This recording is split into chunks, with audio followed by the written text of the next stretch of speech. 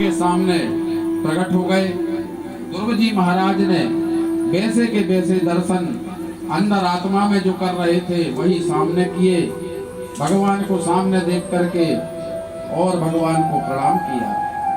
प्राण वापस से संचारित हुए, समस्त देवताओं की श्वास वापस आ गई। आदरणीय सुखदेव जी कहते हैं, परीक्षित एक बार आंखें बंद करके देखो, ये दृश्य अपने हृदय में उतार कर देखो। छोटा सा 7 वर्ष का बालक भगवान के सामने खड़ा है। चतुर्भुज नारायण ध्रुव जी को दर्शन दे रहा है। कितनी सुंदर झांकी होगी। लेकिन दोनों एक दूसरे को देख रहे हैं। 10 मिनट 20 मिनट आधा घंटा हो गया, ना तो ध्रुव जी कुछ बोले ना भगवान कुछ बोले, बस देखकर मुस्कुरा रहे हैं। ऐसे आकाश में देवता भी मुस्कुराने लगे। इन तीनों की हंसी को देखकर स्वयं आचार्य सुखदेव जी भी मुस्कुराने लगे। इसके पश्चात परीक्षित जी बोले, प्रभु बड़े कृपालु हैं। भगवान इसीलिए हंसे कि इस नन्हे से भक्त को इतनी देर से इसके सामने खड़ा हूं, कुछ बोलता नहीं, कुछ कहता नहीं। बताओ, ऐसा मौका अगर किसी और को मिलता तो मांगने की लिस्ट तैयार कर लेते कि क्या क्या चाहिए भगवान।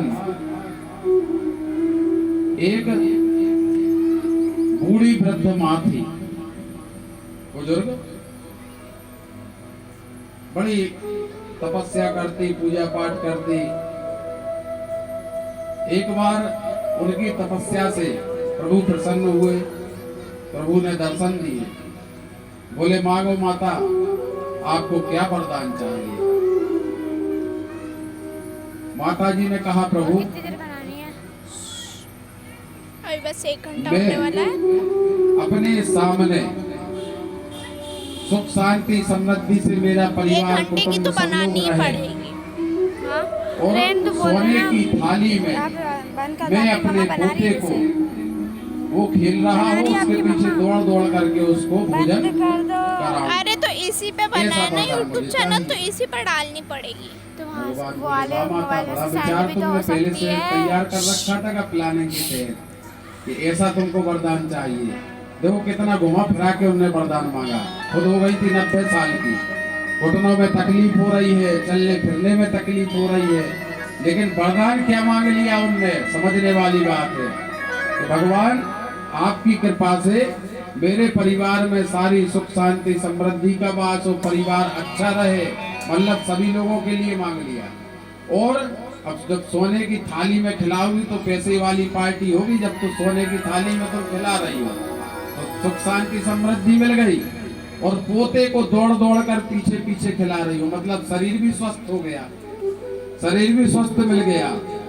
ऐसा कलयुगी प्राणी सोच विचार करके वरदान मांग लेता। लेकिन ध्रुव जी महाराज कुछ भी नहीं मांग रहे। कहने का तात्पर्य है कि अगर अपने सामने भगवान आ जाए तो अपन तो लिस्ट बना करके सामने खड़े हो जाए। ध्रुव जी महाराज देख देख कर मुस्कुरा रहे थे।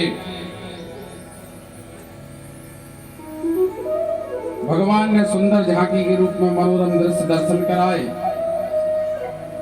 और सुखदेव जी बोले कि प्रभु इसलिए हंस रहे थे कि जब प्रभु की इच्छा थी मिलने की ध्रुव जी के मन में, और जब वो मिल गए हैं तो अब और क्या चाहिए। एक ही कामना थी,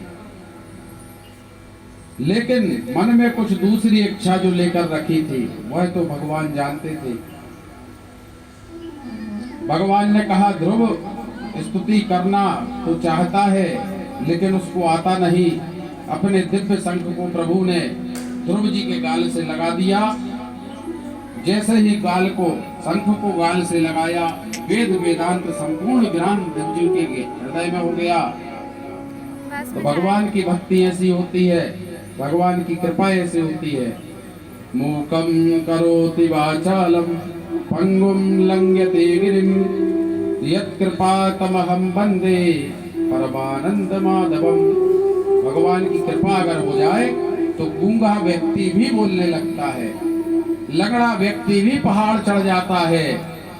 अगर कृपा भगवान की हो जाए तो ऐसे फल प्राप्त हो जाते हैं। वेद वेदांत का संपूर्ण ज्ञान उनके हृदय में हो गया, परमात्मा की कृपा का अनुभव प्राप्त हुआ।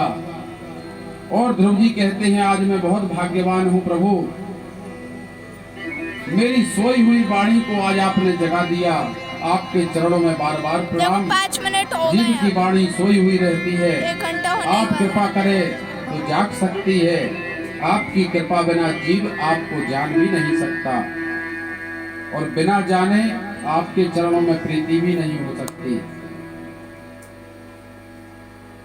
परमात्मा को जानने वाला परमात्मा मय हो जाता आप है, पकड़ना 2 उन्हीं मिनट में के लिए। लीन हो जाता है।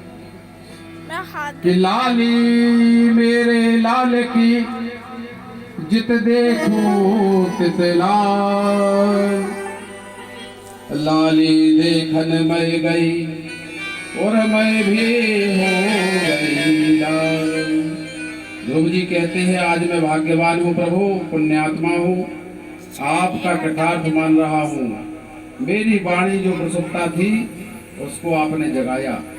परमात्मा कृपा करे तो पवन चले, हमें श्वास मिले। परमात्मा की कृपा से सूर्य देव का प्रकाश दुनिया के रोगों का नाश करता है। चंद्रमा जो वनस्पतियों के अधीश्वर कहलाते हैं, समस्त कार्य करते हैं। ध्रुव जी कहते हैं, आज मैं धन्य हो गया, आपसे एक आशीर्वाद चाहता हूँ। हाँ, बस होने